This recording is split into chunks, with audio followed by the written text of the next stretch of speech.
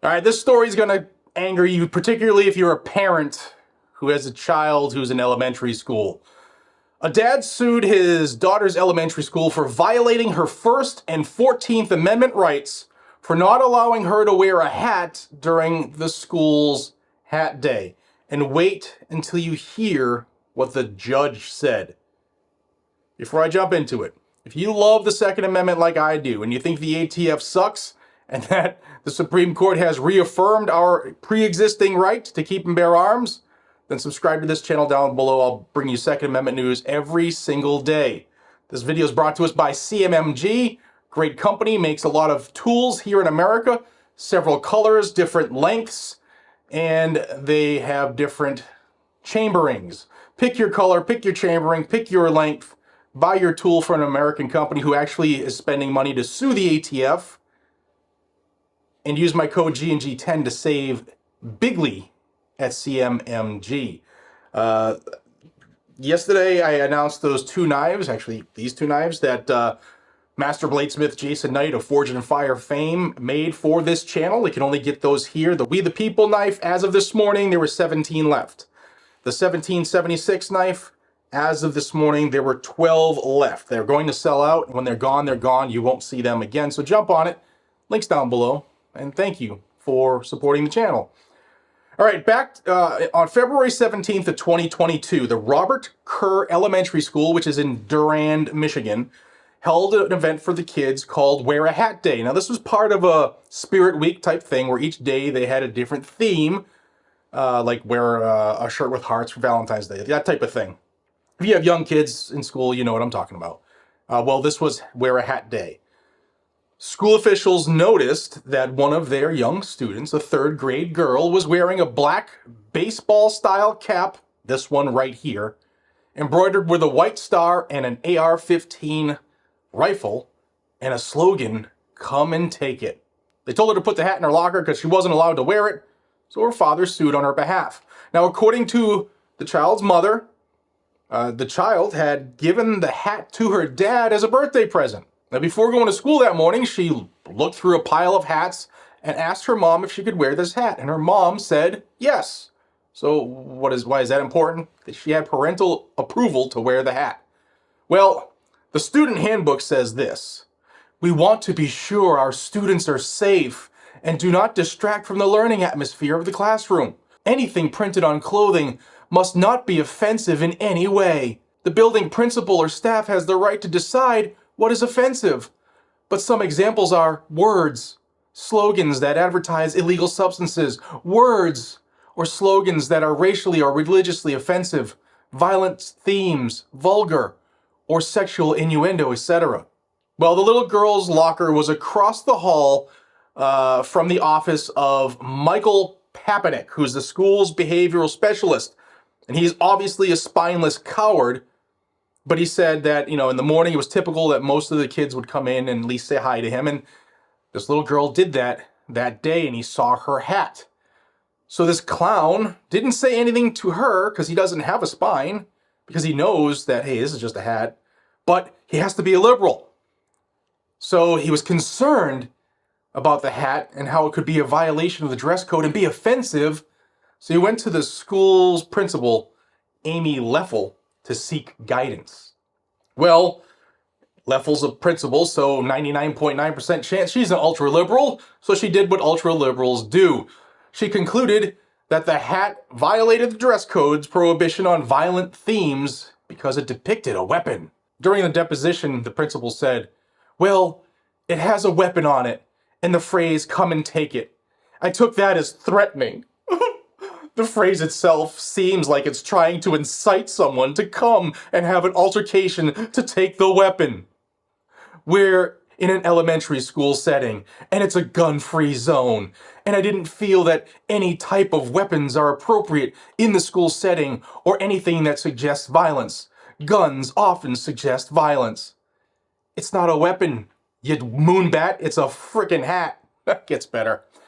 This coward liberal principal was concerned that some students would interpret the "come and take it" slogan on the hat as a dare to literally come and take the hat from its wearer. The principal also said, quote, well, other than we have students that attended Robert Kerr that had moved from Oxford, and I had several conversations with their parents, and those students were receiving counseling and social work support to deal with the trauma.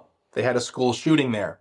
And so, with all the school shootings we have, it's a picture of an automatic weapon.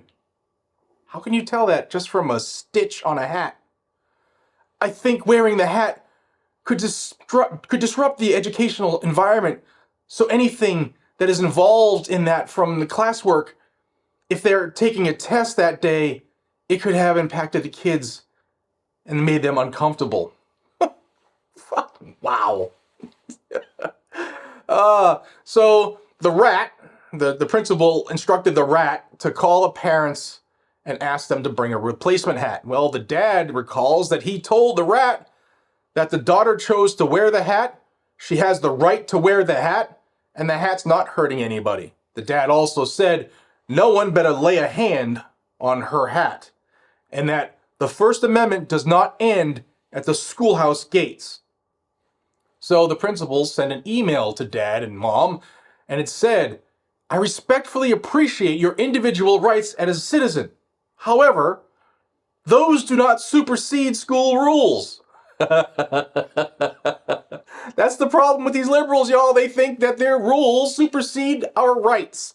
That is the key problem right now in America. No matter where you live, the fact that people think that their homemade concocted rules trump your rights, that's a freaking problem.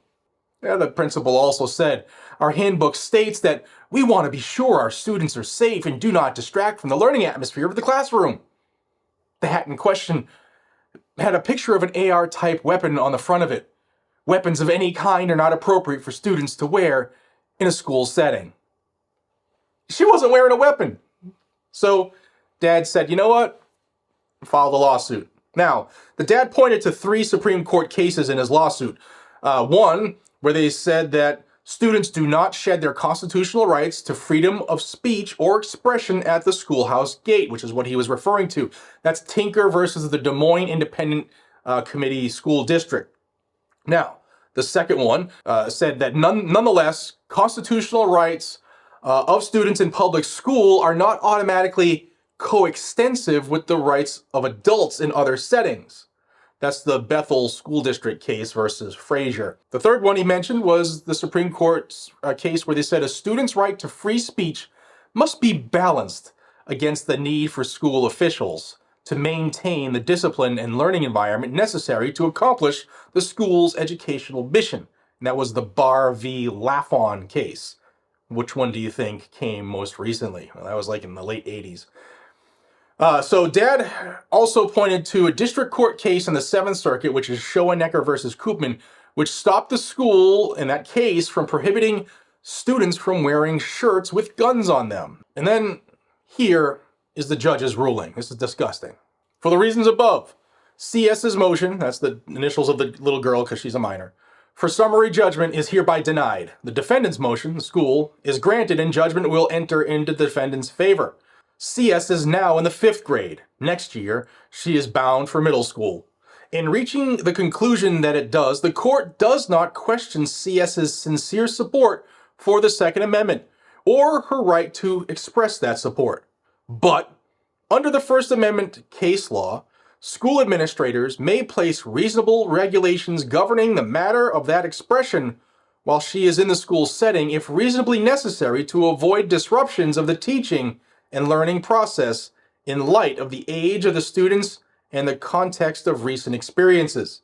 It may very well be that in school settings with older students, the rules will allow her greater latitude to express her opinions through clothing. But here, Robert Kerr Elementary School officials made a policy decision to prohibit the wearing of a hat with an AR-15 and the phrase "come and take it" based on the written requirements of the student handbook and out of concern that the violence associated with an assault rifle and the aggressive nature of the slogan would be disruptive to the teaching atmosphere. The decision was justified by undisputed evidence in the record that therefore does not violate the First Amendment. So ordered on March 30th, 24, Judge Terrence G. Berg, U.S. District Judge. And if you're like me, the second you read this judge's conclusion, I read the whole case. The first thing I said was, this has to be a freaking Obama-appointed judge. Yes. Yep. Judge Berg is an Obama-appointed judge who just violated the First Amendment. And this case, the way it's worded, lays the groundwork for schools to violate the First Amendment. Now, I don't know if the parents will be appealing. I don't know what's going on. My hope is, I know that some of the 2A groups are aware of this. My hope is that they decide to help the parents with this and kick the school district's teeth in, because my constitutional right, my children's constitutional right, doesn't stop at your freaking doors. And if you're afraid of clothing, then wait till the shit hits the fan, and then you'll really know what the slogan means. Come and take it. Guys and gals, let me know what you think of this decision, especially if you're a parent. I know you're probably like me. You're probably fired up about it. Also, if you want one of these knives, they're almost gone. Your chances are now, and when they're gone, they're gone. And if you don't know about the knife, I'm going to put the little ad part right here after me talking so you can be made aware of it. Thank you so much for your time. Check out CMMG. I appreciate you all. Be safe, stay vigilant, carry a gun to keep you, your friends, your family, your community safe. You are your own first responder, guys and gals. When seconds count, the police are at least several minutes away. Take care.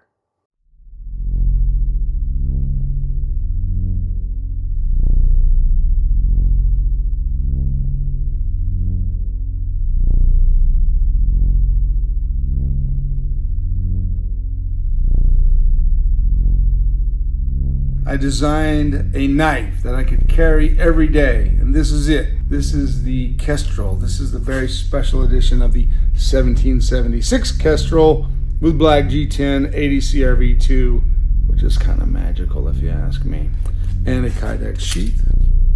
Having a fixed blade that you can carry on you every day, everywhere is nice. You never know when you need to open a package or a box, and you weren't born with fangs and claws, so this is it.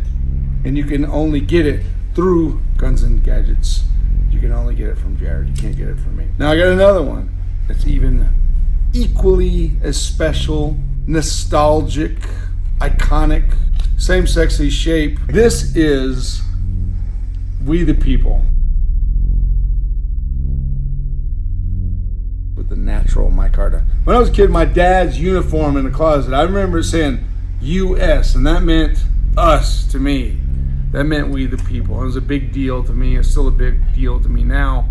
And I want to make this for you. This is available exclusively here, where you're looking, where you're watching. Nowhere else you can get this knife.